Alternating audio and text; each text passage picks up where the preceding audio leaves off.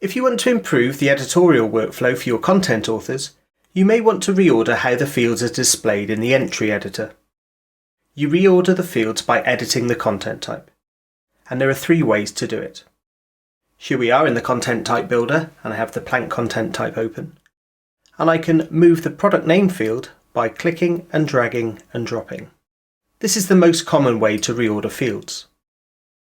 Alternatively, you could use the context menu for the field, and you can move the field up, you can move the field down, you could move the field to the bottom, or you could move the field to the top.